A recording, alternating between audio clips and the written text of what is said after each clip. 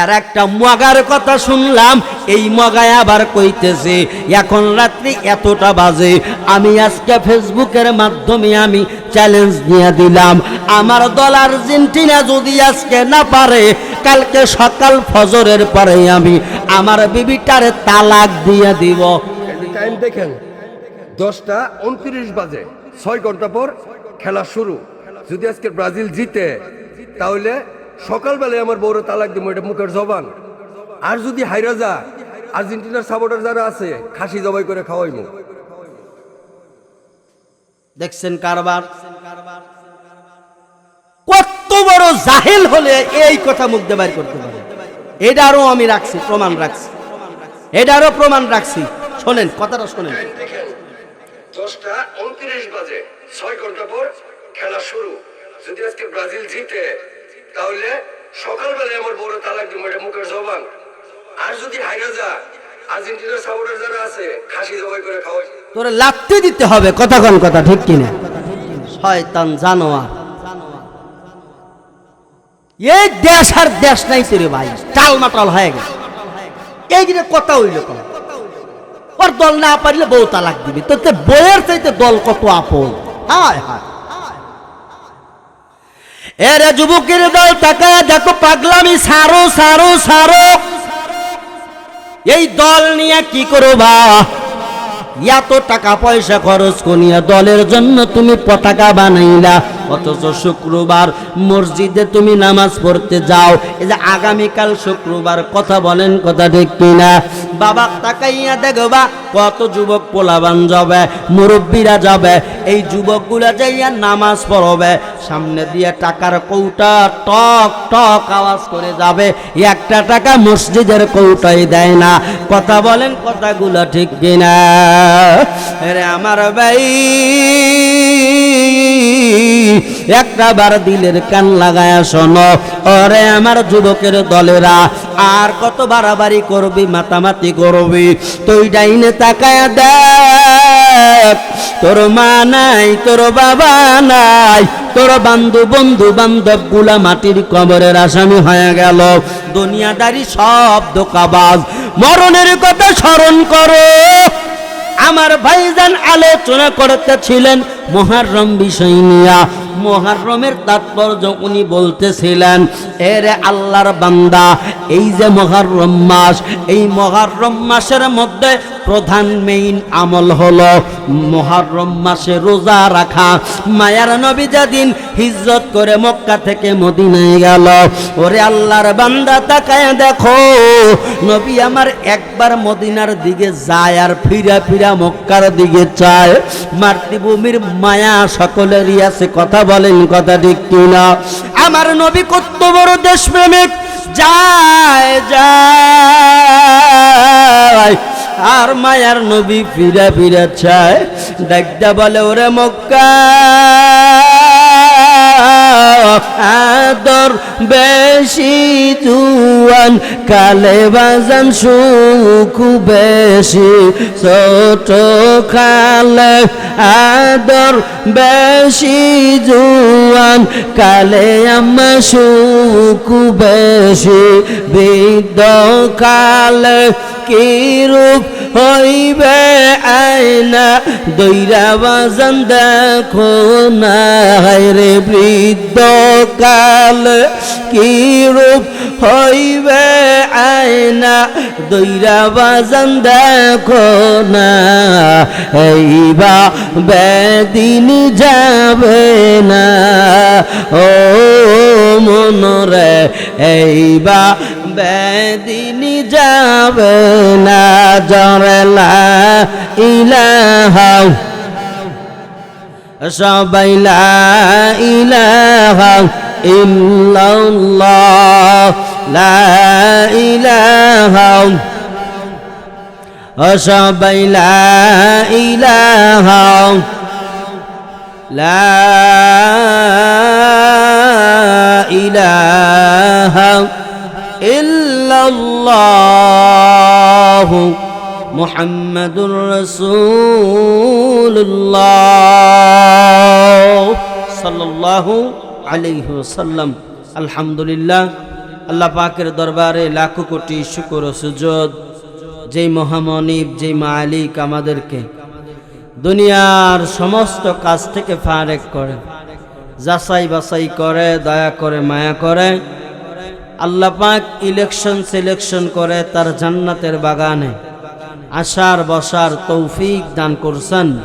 এজন্য মাবুদের দরবারে শুকরগুজার করছি দিল থেকে ভক্তি সহকারে, আল্লাহ পাককে রাজি আর খুশি করার লক্ষ্যে শরীরে যতটুকু শক্তি আছে সমস্ত শক্তিকে কণ্ঠনালীর কাছে উজাড় করে দিয়া শুকরিয়া আদায় করি, চিল্লায়া বলি আলহামদুলিল্লাহ। লাখো কোটি দরুদ আর সালাম বিশ্ব মানবতার মুক্তির দূত সৈয়দুল কাউনাইন রহমাতাল লিল আলামিন আনিসুল গারিবিন হায়াতুন নবী জিন্দা নবীর উপরে লাখো কোটি দরুদ আর সালাম পাঠাই। সোনার মদিনার দিকে লক্ষ্য করে পড়ে সাল্লাল্লাহু আলাইহি ওয়াসাল্লাম। সম্মানিত উপস্থিতি, আজকের মাহফিলে উপস্থিত আছেন এ জাতির মাথার মুকুট হযরত উলামায়ে কেরাম, এবং আমি সামনে দেখতে পাচ্ছি আমার অনেক যুবক ভাই, মুরব্বী বাবাজিরা, পর্দার অন্তরালে শ্রবণরত আছেন আমার শ্রদ্ধা সম্মানিতা মা এবং বোনেরা। আমরা সেই মালিকের প্রশংসা করেছি একমাত্র মালিককে খুশি করার জন্য। কথা বলেন, কথা ঠিক কিনা? আমরা মালিককে খুশি করার জন্য নিয়ামতের শুকরিয়া আদায় করেছি। আল্লাহ বলেন, বান্দা বান্দি যদি আমি মালিকের প্রতি শুকরগুজার করে তাহলে আমি আল্লাহ পাক শুকরগুজারের প্রতি আমি খুশি হইয়া তাকে নিয়ামত বাড়ায়া দেই। সুবহান। আমরা আল্লাহ পাকের যদি প্রশংসা করি, আল্লাহ পাক আমাদেরকে কি দেন ভাই? নিয়ামত বাড়ায়া দেন। আসুন, যেহেতু পারিবারিক মাহফিল, আর এমন একটা সময় যেই সময় করোনা ভাইরাসের চাইতেও একটা সময় বয়া যাইতেছে, এ সময় ওয়াজ মাহফিলে তো লোক পাওয়া দূরের কথা, মাইকালাই থাকে না। কথা বুঝছেন আপনারা? আমি আপনাদেরকে একটা কথা বলছি, কথা এইটাই, এখন যেই সময় চলতেছে, এই ক্যামেরাম্যান তো লাইট বন্ধ হয়ে গেছে, এখন যেই সময় চলতেছে এই সময়টা করোনা ভাইরাসের চাইতেও মহামহিত আক্রান্ত একটা সময়। কারণ আপনি মানুষের উপরে বোম ফালাবেন, বোম মারবেন, বোম, ও বোম ফাইটে মারা যাবে, কিন্তু ওয়াজ মাহফিলে আসবে না। কিন্তু আপনি এখন একটু চায়ের স্টলের দিকে যান, চায়ের স্টলের দিকে গেলে আপনি দেখতে পারবেন আল্লাহর রহমতে লোকের অভাব নেই। হ্যাঁ, কথা ঠিক কিনা বলেন ভাই? এটা কি কবরস্থান? আমি এখানে কবরস্থানে আইছি, কথা কয় না। এটা কি কবরস্থান ভাই? কবরস্থানে যদি আমি হাজারো ভাবে কথা বলি, চিৎকার পেরে পেরে কথা বলি, কিন্তু চিৎকার মারিয়ে কোনো লাভ নাই, সব মরা মুর্দা। ওদের কাছে কি চিৎকার মারলে কোনো আওয়াজ আসবে? সালাম দিলে আওয়াজ আসবে? আসবে না। এই জন্য আমি এখানে বসছি আপনাদেরকে নিয়ে। আপাতত যারা আছেন তারা কিন্তু এখানে মোর তাজা মানুষ। আপনারা যে কয়েকজনই আছেন কমাস কম একটু হ্যাঁ হু করেন। আমি কথা বলার মাঝখানে আমি যা বলতে বলি, যদি বলেন সুবহানাল্লাহ, একটু জিহ্বাটা নাড়ায়া সুবহানাল্লাহ বললেন।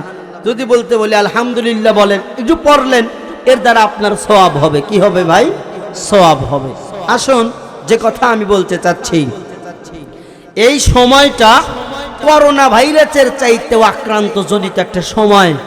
কারণ আপনারা জানেন এখন বিশ্বকাপ, ফুটবল বিশ্বকাপ চলতেছে, তাই না? এই যে আসতে দেখলাম বড় বড় পর্দা লাগাইছে, ওরে বাবা, এইখানে মানুষের অভাব নাই।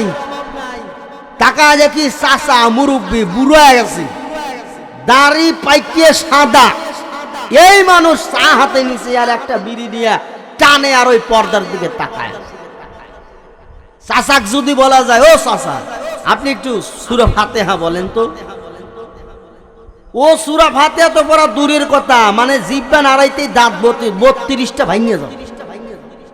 কিন্তু এই বেটা মরণের খবর নাই, চিন্তা নাই, উপরে আছে টিভি নিয়ে পড়ে আছে, খেলা নিয়ে পড়ে আছে, আর এক পা কোপ পড়ে গেছে, তারপরও টেনশন নাই।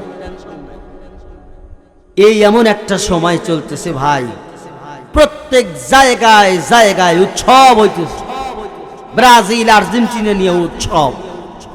যত দেশ আছে, যত দল আছে, আমরা তত বুঝি না, আর বুঝলেও অত মনে থাকে না নাম।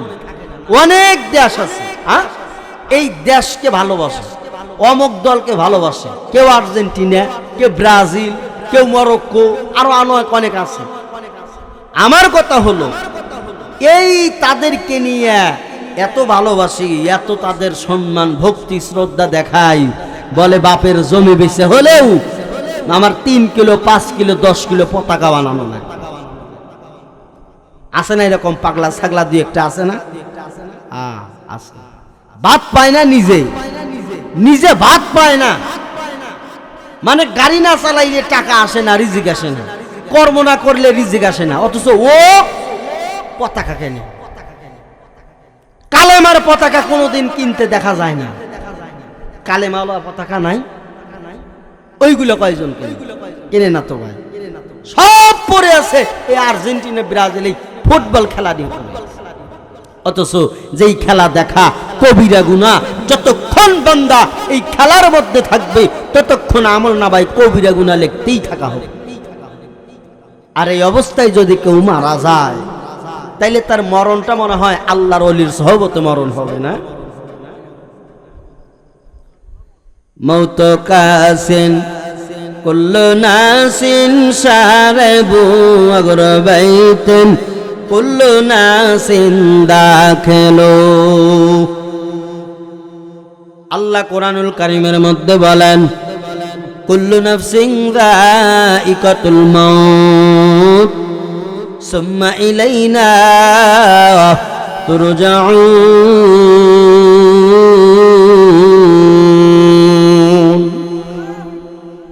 এরে আমার ভাই, এরে যুবক, ওরে আমার পর্দার অন্তরালের মা বোনেরা, একটু দিনের কান লাগায় দেখো শোনা যায় কিনা আমার বয়ানগুলা।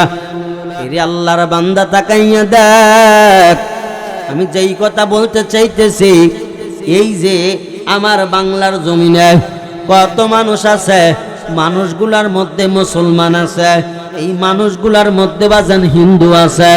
হিন্দু বিধর্মীদের কথা আলাদা, তাদের ধর্ম আলাদা, রীতি আলাদা, কিন্তু তুমি মুসলিম পরিবারের সন্তান, তুমি মুসলমানের পরিচয় দাও, অথচ তোমার মাথার মধ্যে টুপি দেখা যায়, তোমার গালের মধ্যে দাড়ি, তোমার পরনে লম্বা লম্বা জামা দেখা যায়, জুব্বা দেখা যায়, তারপরেও তোমার লকব হাজী সাহেব, কিন্তু তুমি চায়ের স্টাইল ছাড়তে পারলা না, তুমি টিভির আড্ডা ছাড়তে পারলা না। এরে মদিনার আসে একটা বার দিলের কান লাগায় শুনিয়া দাও। আল্লাহ কোরআনুল কারীমের মধ্যে বলেন, কুল্লু নাফসিন যায়িকাতুল মাউত, প্রত্যেক নফসেরই মরণ বরণ করা লাগবে, প্রত্যেক মানুষকেই মরণ বরণ করা লাগবে।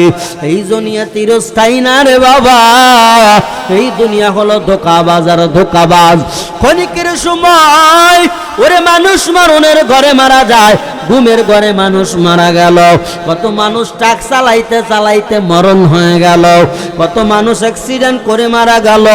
ওরে আমার যুবক তাকাইয়া দেখ, কত মানুষ ড্রাইভারি করতে করতে দুনিয়া থেকে বিদায় হয়ে গেল, কত মানুষ পানিতে ডুবে মারা গেল, কত মানুষ লিভার নষ্ট হয়ে মারা গেল, কিডনি ড্যামেজ হয়ে মারা গেল, কত মানুষ ক্যান্সারে আক্রান্ত হইয়া দুনিয়া থেকে বিদায় নিয়ে চলে গেল।